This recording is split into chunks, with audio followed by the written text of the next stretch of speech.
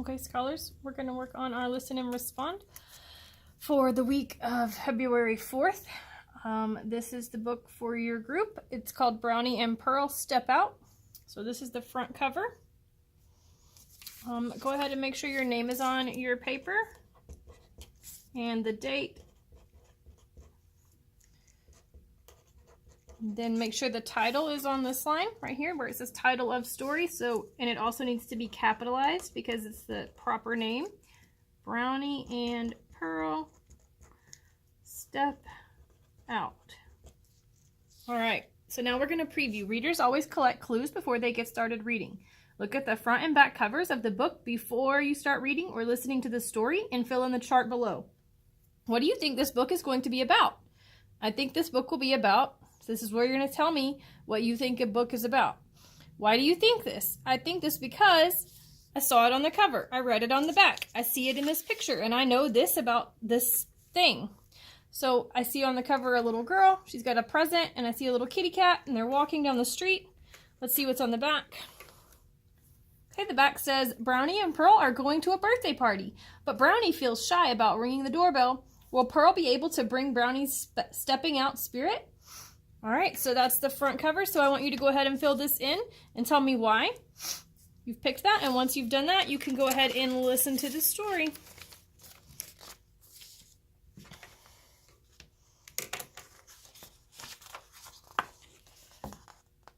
Look who is stepping out. It is Brownie and Pearl. They are going to a party.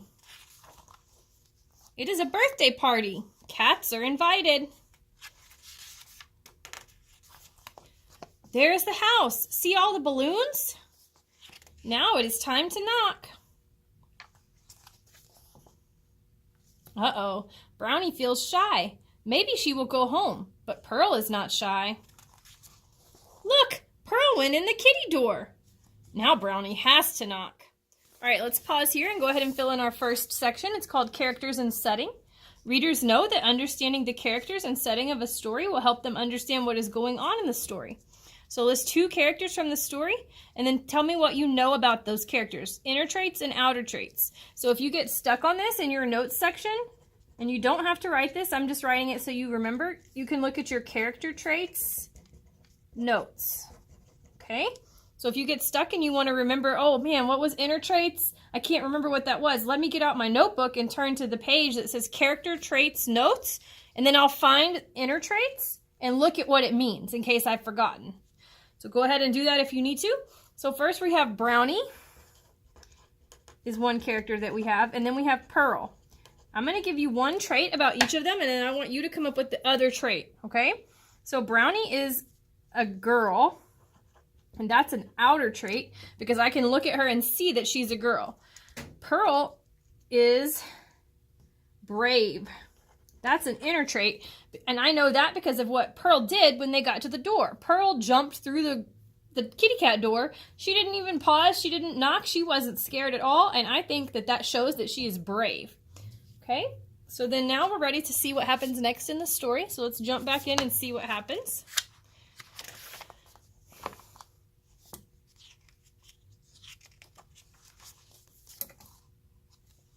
Welcome to the party, Brownie.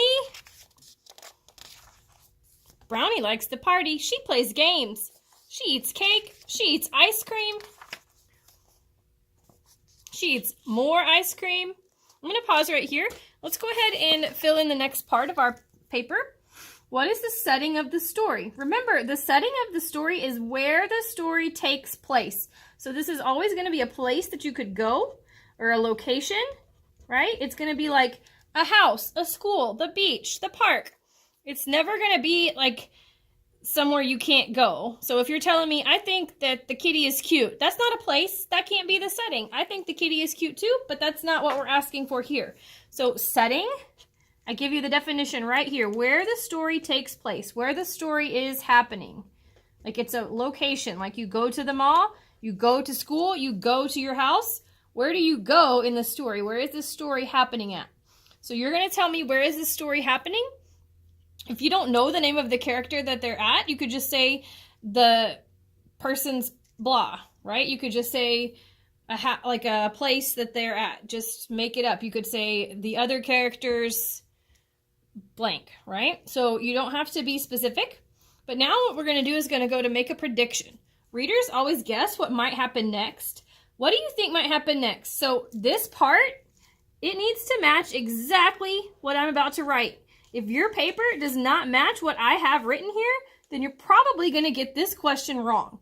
Because I want everybody to be on the same page and thinking of the same thing that has happened in order to answer the next question.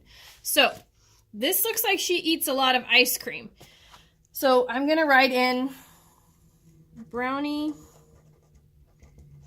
eats a lot of ice cream. So now this says Brownie eats a lot of ice cream has happened in the story. So something I think might happen next is, now you're going to tell me, based off of this thing that happened, her eating a lot of ice cream, what do you think that something that might happen next? What do you know about when you eat too many sweets? What do you know about when you see somebody making this face? What do you know about eating a lot of food in general? And then you're going to make a prediction about what you think might happen next. So I'm going to go ahead and spell this out for you in case you need to hear it again. In case you can't see it, I will remind you that you can pause this. You can move it back and rewind it in case you didn't get it the first time. You can do whatever you need to do to make sure that this sentence matches what I have right here. A lot of us are not doing that, and it's gonna end up being wrong if we don't copy what I write here. So this sentence is Brownie eats a lot of ice cream. So Brownie, B-R-O-W-N-I-E,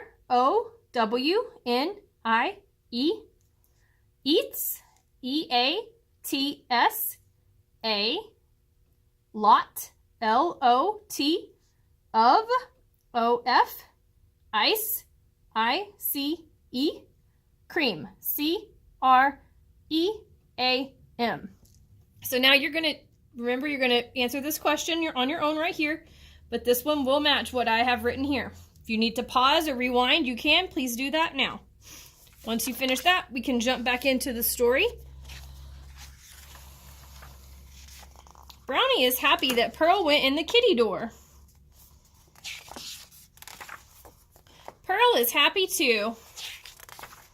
The end. So now we're going to do this next section called visualize. Readers always think about how this story might look in their heads. So tell me what you're seeing as you read. So the next part says, what do you think this part of the story might look like? So the answer choice here, it says, I'm imagining the part in the story where blank is happening. I'm imagining it looks like blank. 3 things to describe this are blank, blank, and blank. So this one right here is going to, again, be exactly what I tell you to write. Okay? So you're going to fill that in just a minute when I tell you what to put here. This one is going to be your own thoughts, but this one's kind of like the main idea. And then these are telling me about it, like the details, okay? So like, they looked happy. Okay, what things do I know tells me that someone looks happy? They have a smile. They're laughing. They're playing with something that makes people happy, right? Those are things that I know that tells me that they are happy. Don't just tell me they look cool, they look weird. That would be something you could put here, but definitely do not put cool, weird, or nice down here. How do you know they look cool? What about them is cool? How do you know they look weird? What makes them look weird, right? So you're describing it. Pretend like I can't see, I don't have eyes, and you have to tell me what it looks like. So, imagining the part in the story where, let's go back to where Brownie is outside by herself. So, where Pearl went in the cat door. Pearl went in the cat door. So yours is going to match exactly with what mine says. Pearl went in the cat door. So I'm going to spell it for you. Remember, if you need to pause, if you need to rewind, please do. But this sentence needs to be on your paper. And if it's not, you're going to get the rest of these wrong.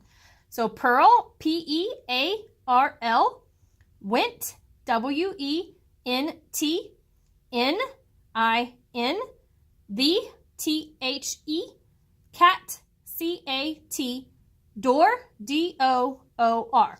All right, so now our sentence says, I'm imagining the part in the story where Pearl went in the cat door is happening. imagining it looks like, so Brownie was nervous about knocking on the front door, right? Like she was kind of scared that maybe they wouldn't answer, I guess. Maybe she didn't want to be like interrupting something. I get a little anxious like that too sometimes, where if I'm like walking into a party by myself, I feel nervous. And I think that's what Brownie was doing. But Pearl was not nervous at all. She was really excited, so she just went on in, right? She left Brownie out there on the doorstep all by herself, feeling nervous and worried. So I want you to tell me, what do you think that would look like if someone was standing outside by themselves, feeling nervous and worried? How would you describe that? You're going to write that answer here. And then what is something that you would see that would tell you that that person was feeling that way? So I'm going to give you this one, and then the other two I want you to come up with on your own. So I'm going to say that maybe Brownie's eyebrows are raised up.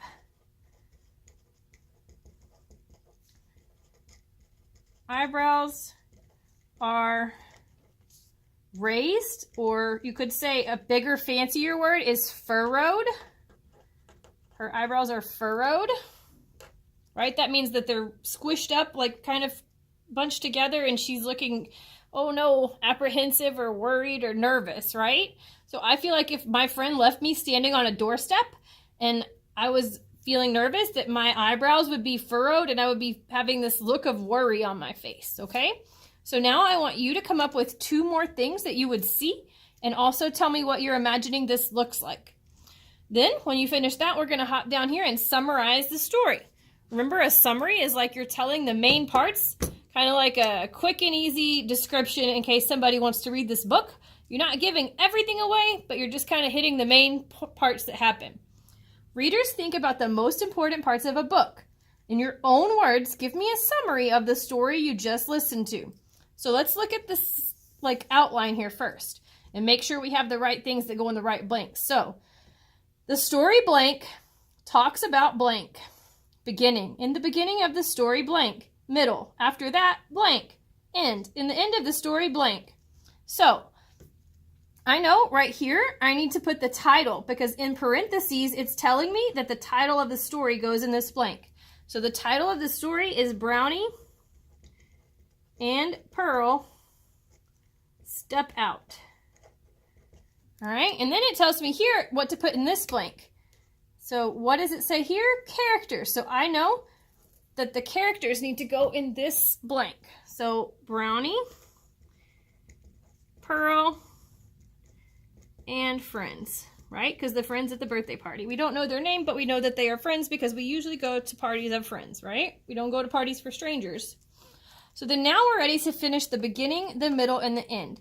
In the beginning of the story, what's going on? What's happening? In the middle of the story, what's going on? What is the problem that the characters have?